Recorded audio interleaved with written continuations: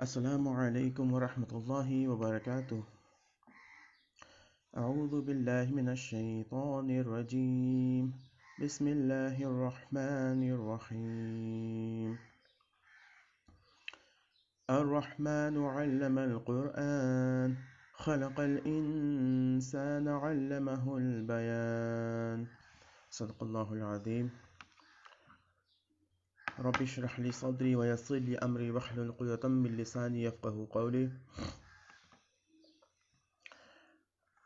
اللہ تعالیٰ کے کرم سے آج ہم لوگ انشاءاللہ تعالیٰ سورہ رحمان شروع کریں گے اور اس کی سیریز شروع ہوگی، اور میری کوشش رہے گی کہ میں اس کو حتی الامکان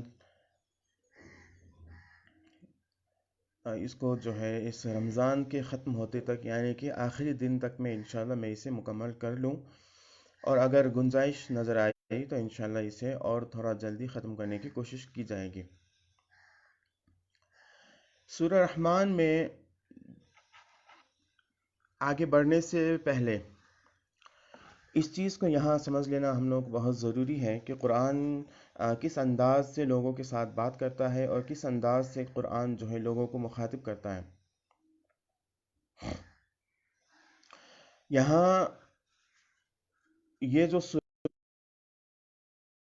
مکہ میں اور اس وقت جب کہ نبی اکرم صلی اللہ علیہ وسلم نے وہاں اس سرزمین میں بیٹھ کر کے بہت وقت گزار لیا تھا، اور ان لوگوں کے درمیان بہت زیادہ وقت وہ رہ چکے تھے، اور اتنا وقت وہاں رہ چکنے کے بعد جب ان لوگوں کی طرف سے نبی اکرم صلی اللہ علیہ وسلم کو نبی ماننے سے انکار کیا گیا، اور جب وہ اس بات پر اڑ گئے، ڈٹ گئے کہ اب ہمیں نبی کی بات سننی ہی نہیں ہے، یعنی کہ اب وہ نبی اکرم صلی اللہ علیہ وسلم جو بھی دعوت لے کر کے آئیں گے اس کی طرف ان کو کان نہیں دھرنا ہے، اور وہ اس بات کو نہیں سننا چاہتے ہیں۔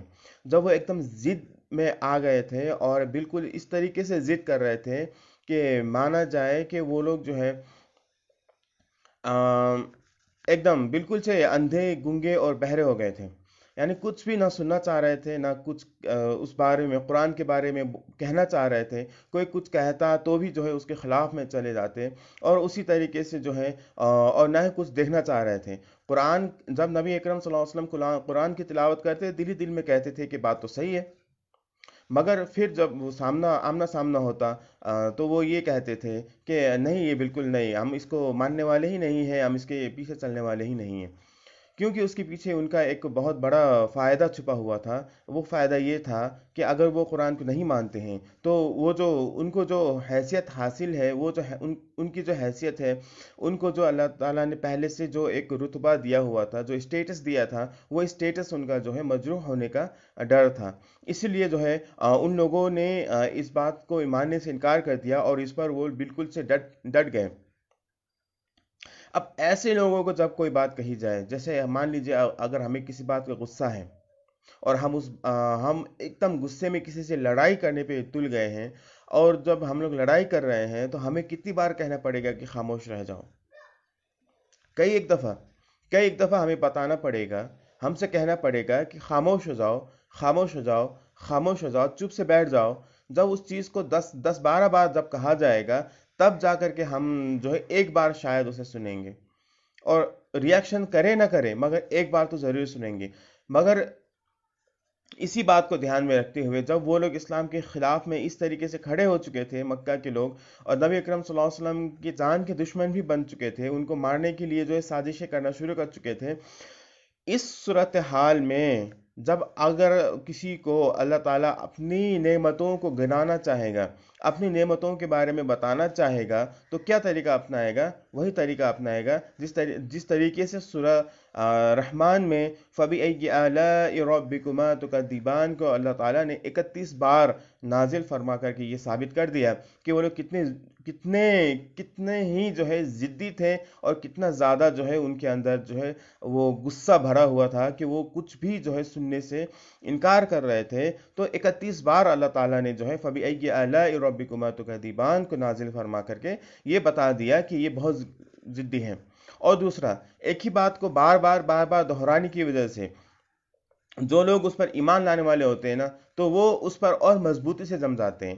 تو مسلمانوں کے لیے جو ایمان والے ہیں ان کے لیے اللہ تعالیٰ نے اس آیت کے اندر اس کو 31 بار دہرا کر کے جو ہے ان کے لیے ایک تسلی رکھ دی کہ وہ لوگ تسلی کے ساتھ رہ سکیں اور ان کا دل مطمئن رہے، اطمینان کے ساتھ رہے کہ اللہ تعالیٰ ان کے ساتھ ہے، اللہ تعالیٰ کی نعمتیں ان کے ساتھ ہیں۔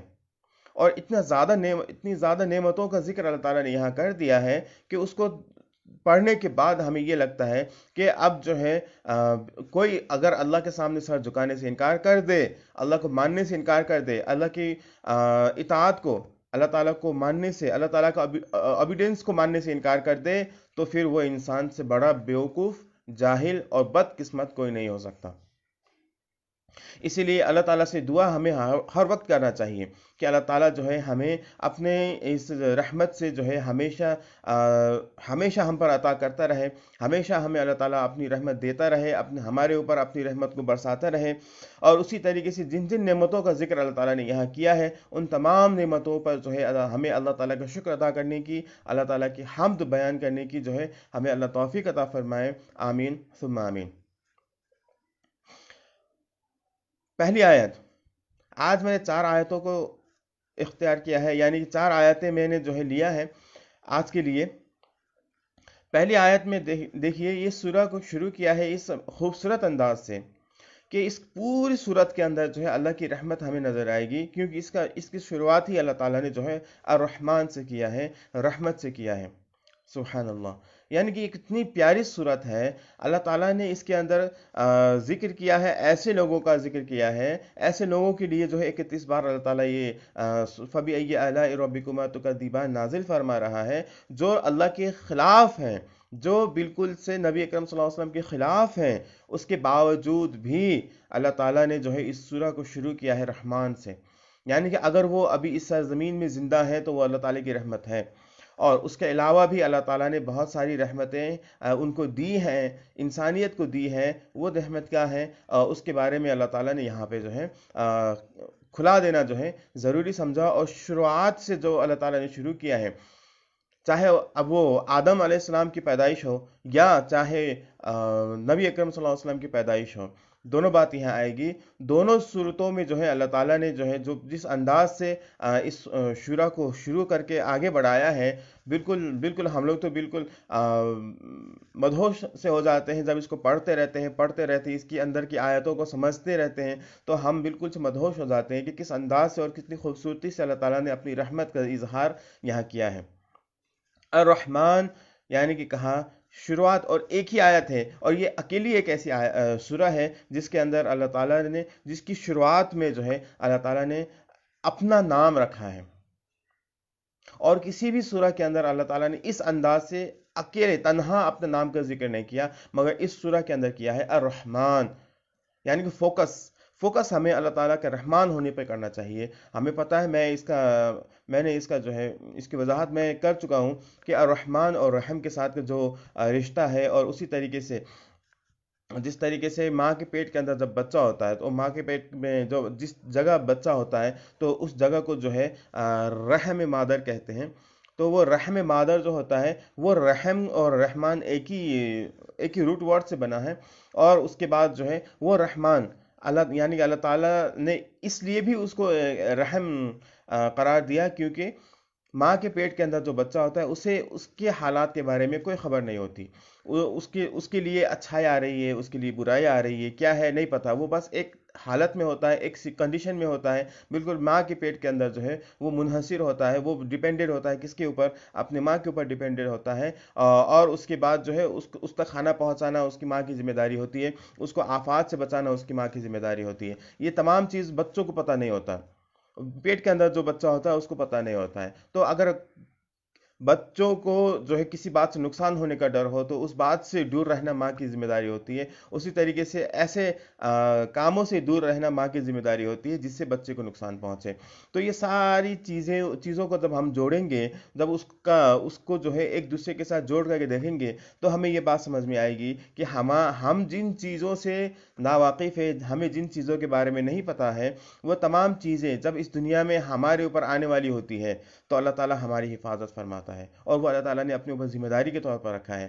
یہ اس لیے الرحمن کہا گیا ہے. اس سے اللہ تعالیٰ نے وہ ہمارے اوپر آتے ہوئے آزمائش کو دور کرنا جو ہے اپنے لیے ذمہ داری بنا لی، اپنا ذمہ داری بنا لیا ہے، اور اسی انداز سے ہمارے لیے جو ہے ہمیشہ اس دنیا کے اندر بھلائی کرنا اللہ تعالیٰ نے جو ہے اپنی ذمہ داری بنا لیا ہے. اس لیے اللہ تعالیٰ نے خود کو الرحمن کہا اور یہاں ذکر اس بات کا کیا ہے. اب آگے جو بات آئے گی وہ اللہ کے رحمان ہونے کی وجہ سے اللہ تعالیٰ نے وہ ہمیں سکھایا ہوگا، ہمیں کیا ہوگا ہمارے ساتھ جو ہے. علم القرآن، اگلی ہی آیت میں اللہ تعالیٰ نے فرما دیا، اور جو سب سے بڑی نعمت ہے انسانیت کے لیے، پوری انسانیت کے لیے سب سے بڑی نعمت ہے کہ اللہ تعالیٰ نے جو ہے علم القرآن. اس کا دو معنی نکلے گا.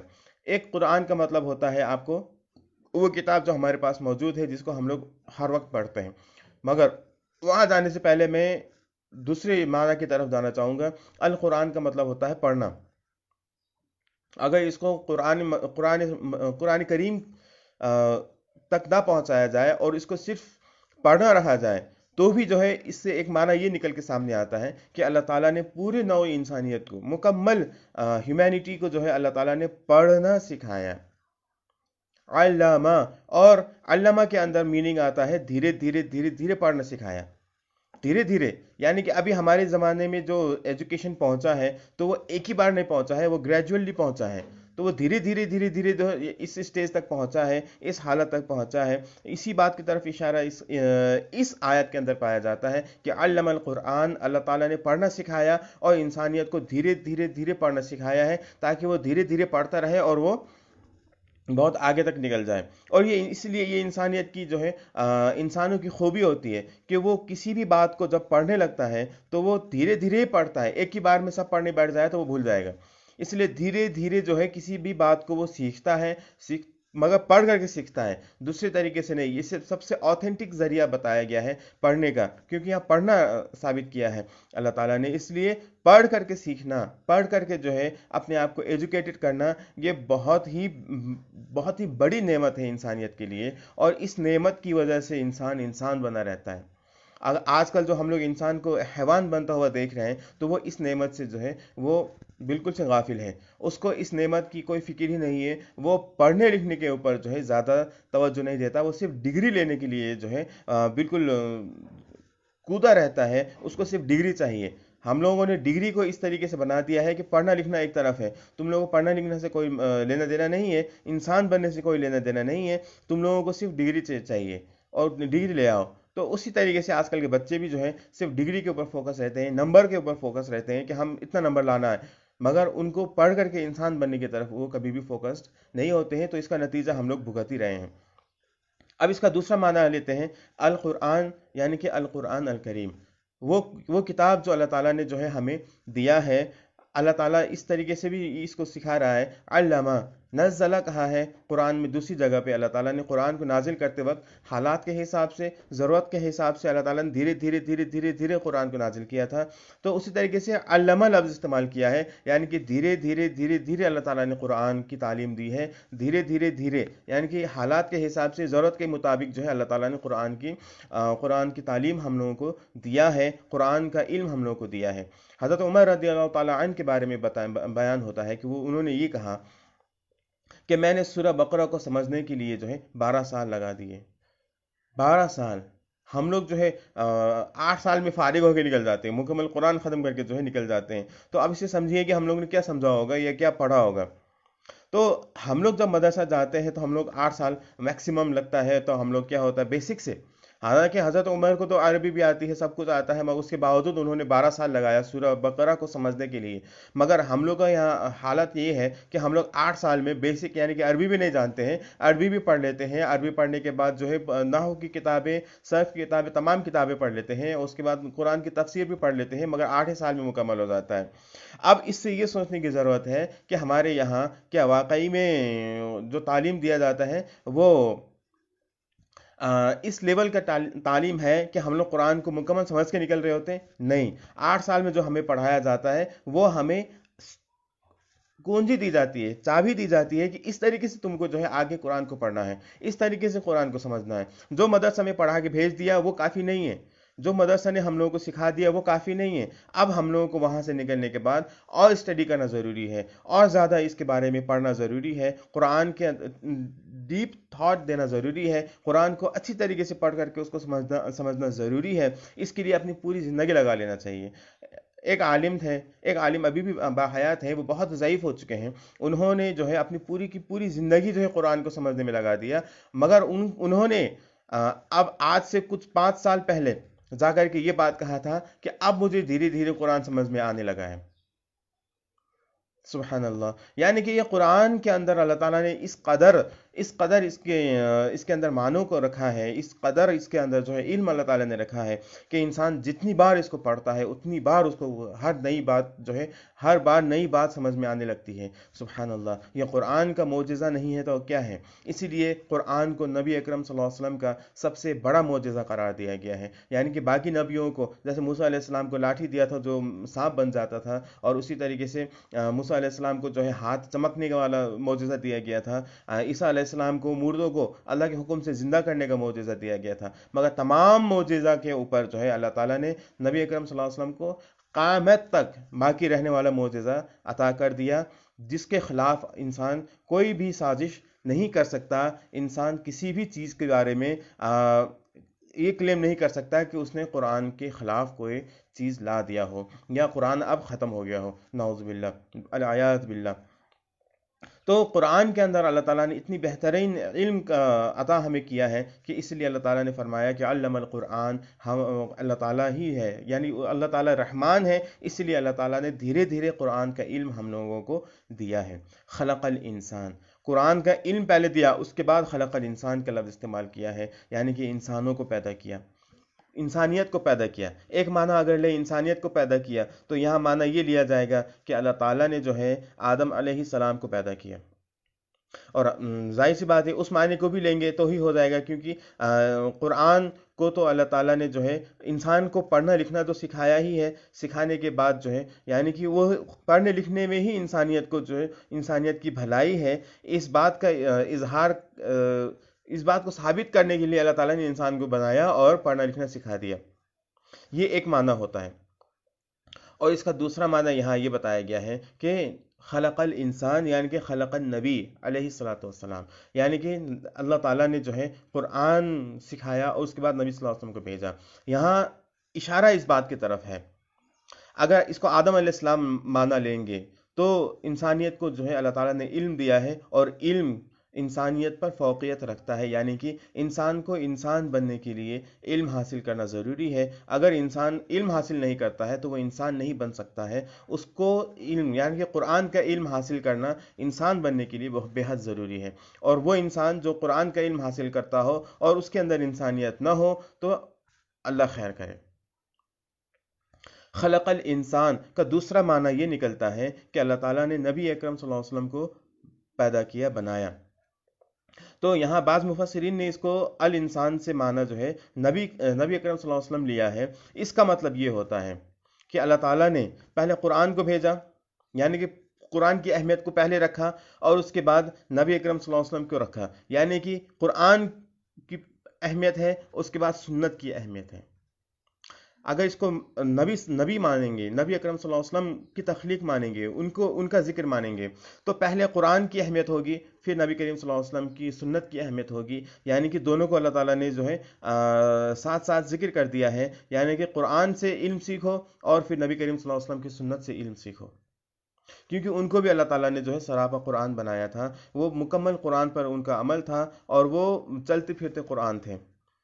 हज़रत आयशा रज़ियल्लाहु ताला अन्हा ने फरमाया था कि क्या तुम कुरान नहीं पढ़ते? जब उनसे ये सवाल पूछा गया था कि नबी अकरम सल्लल्लाहु अलैहि वसल्लम का नेचर कैसा है, उनकी आदत कैसी है, तो उन्होंने ये जवाब दिया था कि तुम कुरान नहीं पढ़ते। यानी कि नबी अकरम सल्लल्लाहु अलैहि वसल्लम की जो आदत थी वो कुरान से मिलता जुलता था, यानी कि वो कुरान पर अमल किया करते थे।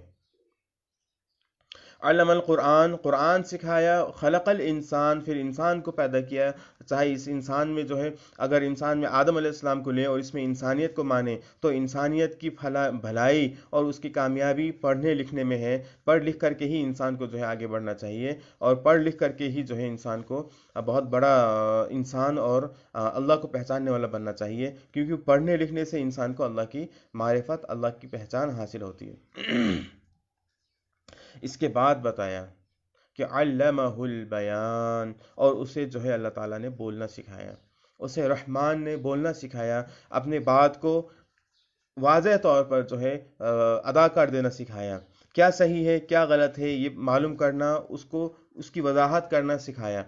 بیان کے اندر یہ سارا معنی پایا جاتا ہے کہ آپ کلیئر کریں، ہم اور آپ جو ہے جب بات کرتے ہیں، جب ہم لوگ کسی قسم کی بات کرتے ہیں تو وہاں پر ہم لوگ کیا سچ ہے کیا جھوٹ ہے، دونوں کو سامنے رکھ کر کے بات کرتے ہیں، کیا صحیح ہے اس حساب سے بات کرتے ہیں، جو جھوٹ ہوتا ہے اس سے ہم لوگ جو ہے پھر جاتے ہیں، اس سے ہٹ جاتے ہیں، اس سے دور ہو جاتے ہیں۔ تو علمہ البیان، اللہ تعالیٰ نے اپنے اندر کی بات کو دوسروں تک پہنچا دینے کی جو طاقت ہوتی ہے وہ ہمارے اندر رکھی ہے۔ اس آیت سے اگر انسان کو آدم علیہ السلام مانا جائے تو یہاں پر جو ہے البیان سے معنی نکلیں گے کہ اللہ تعالیٰ نے انسانیت کو جو ہے الگ الگ زبانیں سکھائی ہیں، اور یعنی کہ جتنی بھی زبانیں ہیں وہ تمام اللہ تعالیٰ کی بنائی ہوئی زبانیں ہیں، اور وہ تمام زبانوں کو اللہ تعالیٰ نے انسانیت کو سکھا کر کے انسانیت کے اوپر رحم کیا ہے کہ انسانیت کو جو ہے اللہ تعالیٰ نے اس طریقے سے زبان استعمال کر کے اپنے اندر کی بات کو جو ہے واضح طور پر بتا دیں گے، واضح کلیئرلی، ایک دم کلیئرلی۔ جانور بھی بات کرتے ہیں مگر وہ کلیئرلی بات نہیں کر پاتے ہیں، وہ صرف اشارہ کرتے ہیں۔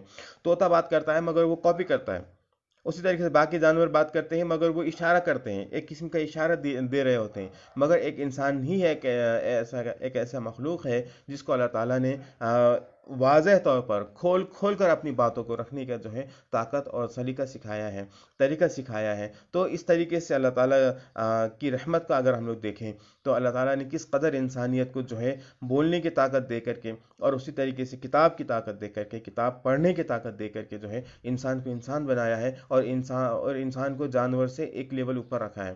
جانور نہ ہی وہ پڑھ سکتے ہیں اور نہ ہی جانور جو ہے باتوں کو، پڑھی ہوئی باتوں کو کلیئرلی بیان کر سکتے ہیں، زبانوں میں، الگ الگ زبانوں میں بیان کر سکتے ہیں۔ آپ پوری دنیا میں چلے جائیے، کتے کی زبان ایک ہی ہوگی، وہ جہاں بھی جائیے بھو بھو ہی کرے گا، بلی کہیں بھی رہے گی، کسی بھی دیش میں رہے گی وہ میاؤں ہی کرے گی، اور اسی طریقے سے شیر کسی بھی دیش کا رہے وہ خائی کرے گا۔